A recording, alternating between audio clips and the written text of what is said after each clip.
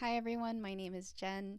Welcome back to my YouTube channel. I can't believe I'm saying that again. I don't know how long it'll take me to get used to it, but I just wanted to start this video out with saying a huge thank you to those who have viewed my last video or even subscribed.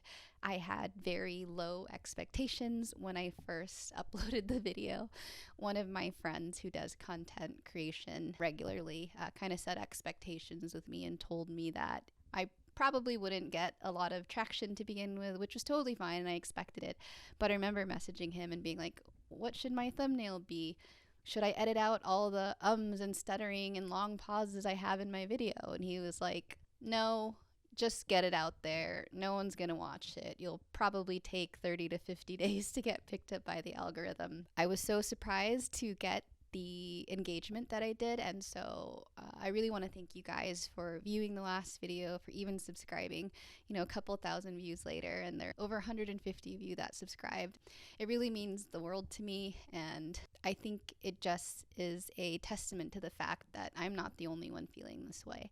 And the whole reason I created this channel and wanted to document my journey was to build community and feel less alone around my decision, especially at the age that I am. So it was so heartwarming and encouraging to see that I'm not the only one that's experiencing this. So thank you from the bottom of my heart. I really hope that, you know, as I'm documenting my experience or sharing any content, that it's helpful for you. I'm open to hearing feedback about what you want to see more of or less of, or just anything really. This channel is meant not to just document my life, but I actually want to build community, support people, help people, and it really has made me feel less alone. So thank you so much. I just wanted to start off with that. Sorry if it was a little bit cheesy. I'm a little bit in my head about, you know, how I'm going to go about making videos moving forward. I'm going to do my best to edit out all the long pauses and ums, and I'll try to add in music or video clips or something to make it a little bit easier to listen to. But thank you guys so much again. Again, this series is called Reprogramming My Life, and I want that to be consistent through all of my videos because that's what I'm really trying to do. I grew up thinking in specific ways that served me when I was younger that don't seem to continue to serve me in adulthood.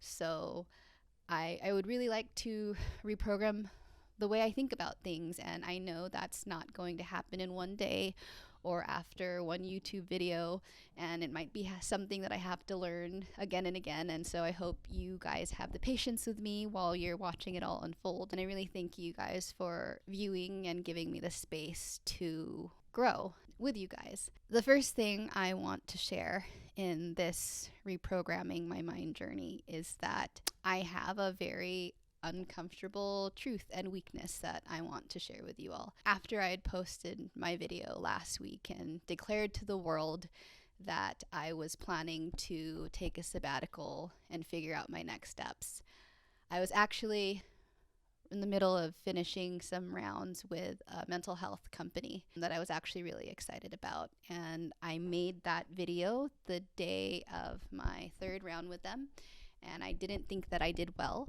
So I just said, you know what? I probably didn't get the job anyway. I'm going to stick down this path of trying to figure out what I like to do and really taking a break from working in tech or corporate, and that'll be it. And so I actually didn't get the rejection until late last week. And it was honestly very hurtful for a number of reasons. One, I felt like a hypocrite for, you know, announcing to the world and to myself that I was going to take a break, but knowing that I was interviewing anyway. And I was genuinely very excited about that opportunity. You know, it's in the mental health space. That means a lot to me. And I was like, you know, maybe if I work in an industry I really care about, maybe that will be fulfilling. Maybe that's how I'll find what I love to do. And, you know, it's a product role, so I'd be building products to help normalize mental health. But yeah, I didn't get it. And I knew I didn't, which is why I said, forget it, I'm just going to make YouTube videos. But I wanted to be honest about that. Like, So many of you in the comments were calling me brave and courageous for taking this intentional step in my life. And I didn't feel like I was brave because it felt like I had one foot out the door, because I was secretly hoping that this role would be my key to a stable paycheck and security, and B, that I'd finally find a fulfilling job. So I wanted to just get that out there. I felt like a hypocrite, like a fraud, for saying that I wanted to be more intentional with my time and do that for myself. And I really just had one foot out the door the whole time, and I didn't get it, and I was very hurt by it. So not only was I, self-loathing about my personal decision to come out to YouTube and say I'm not going to go back to tech, I'm going to find out what means something to me, but also just not getting the job. I didn't feel like I was smart enough. I felt sad that, I didn't study hard enough. I didn't study the product frameworks hard enough. I didn't do enough mock interview exercises. I didn't feel like I was worthy of having a job, a dream job like that, that was fulfilling and secure and all those things. There were just so many bad feelings that I had, and so I was really down in the dumps. And I just wanted to be transparent with you all about that. And when I'm thinking about reprogramming my life and thinking about going with the flow of things, I think back to the surrender experiment. I think back to Michael Singer. And basically in the book, he discusses that everything in life has its divine timing. And I'm probably going to butcher it, and might be better if I insert a clip. But essentially he's saying that, the universe and nature has been here billions of years before us. So who are we to come into this lifetime and think that what we want, what our preferences are, who are we to think that those should come into fruition, or that's how things should be? So one of the primary examples he gives is the weather, for example. People don't want it to rain on their birthdays or wedding or when they're going camping, and they get so upset. And I'm a sensitive weather person, and there have been occasions where it has rained or the weather was bad, and I was really, really upset about that.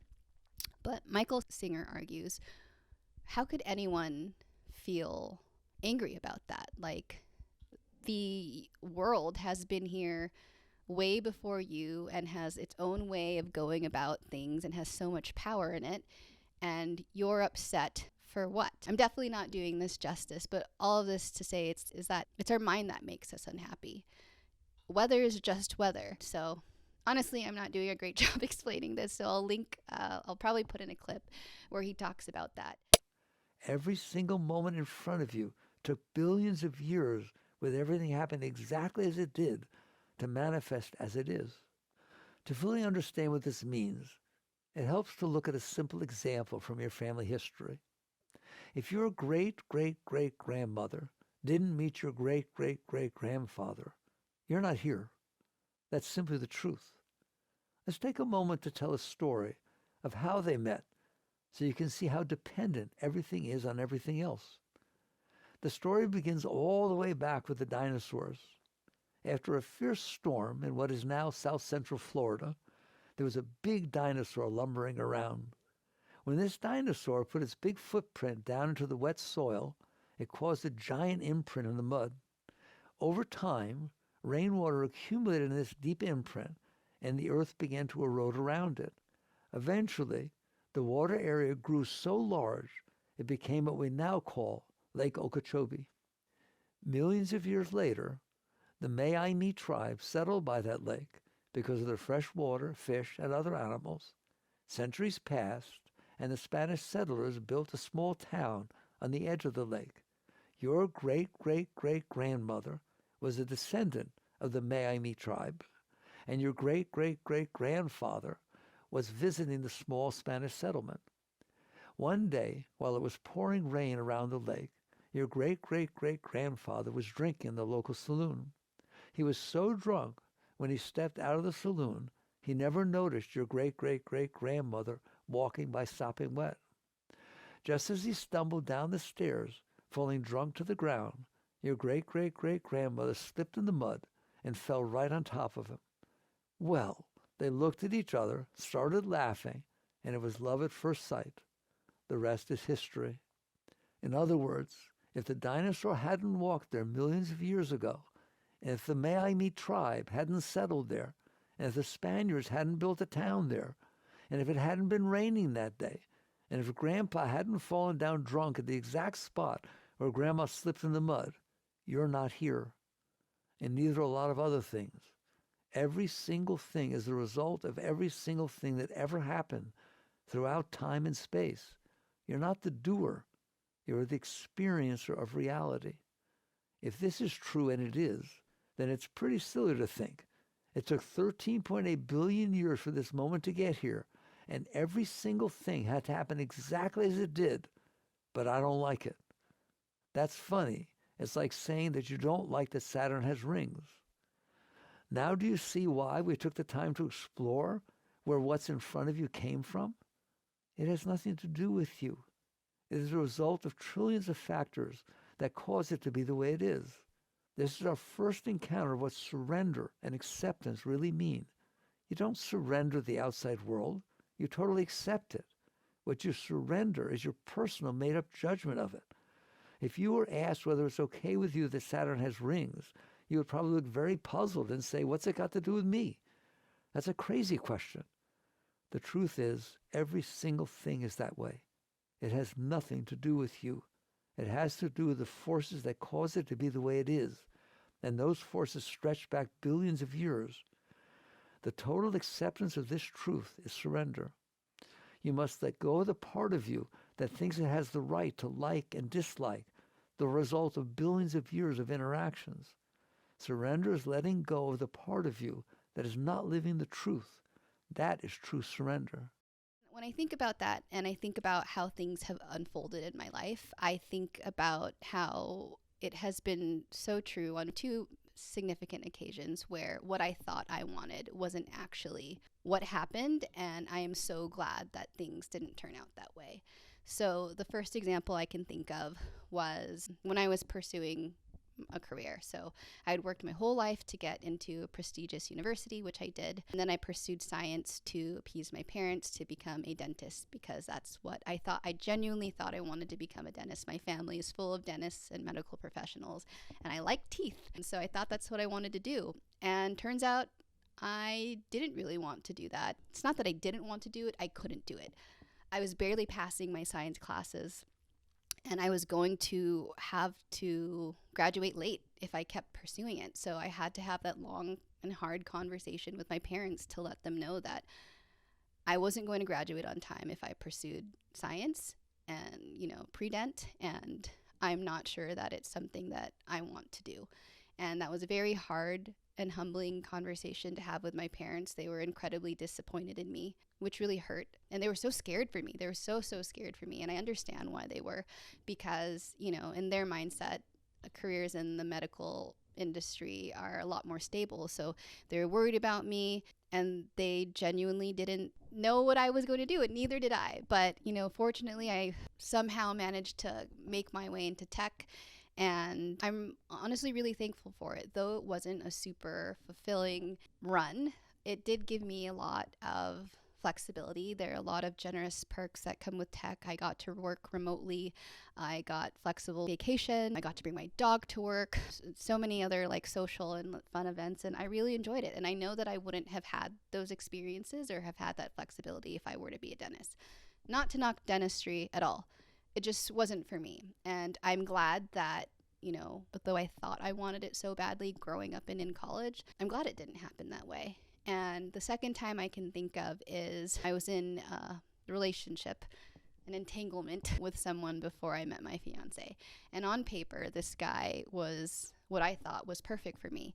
And that could not be further from the truth. But I really wanted it to work out.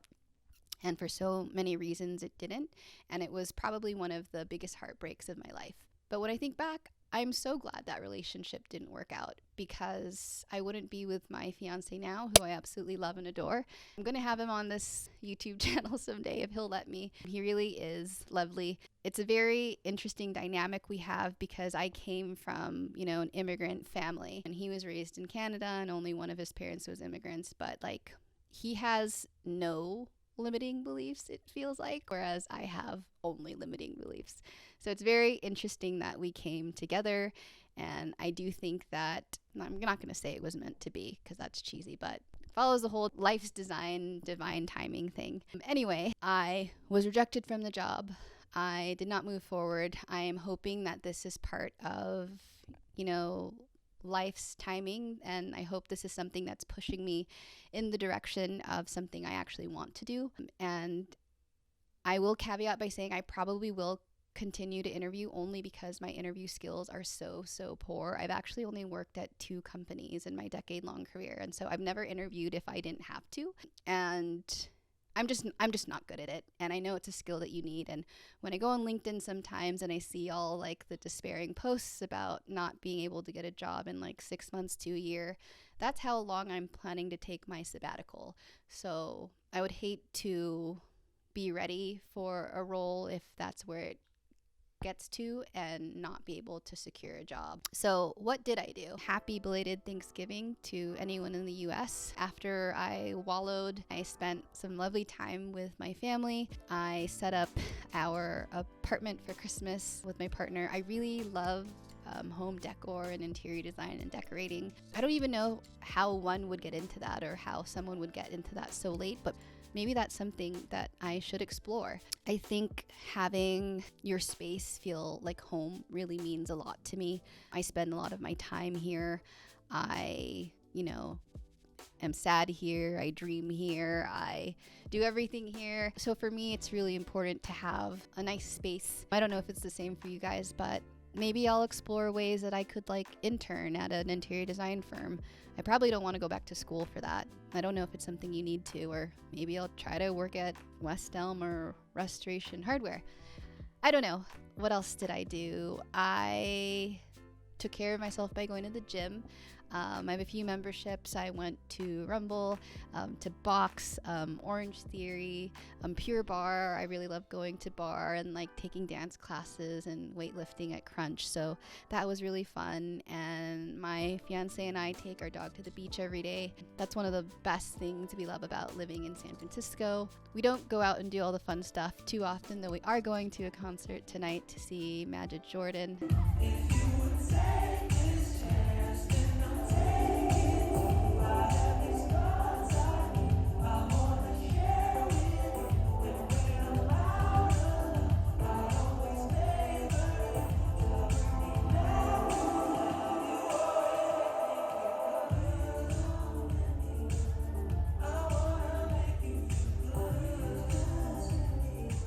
But we enjoyed some lovely beach time with our pup, and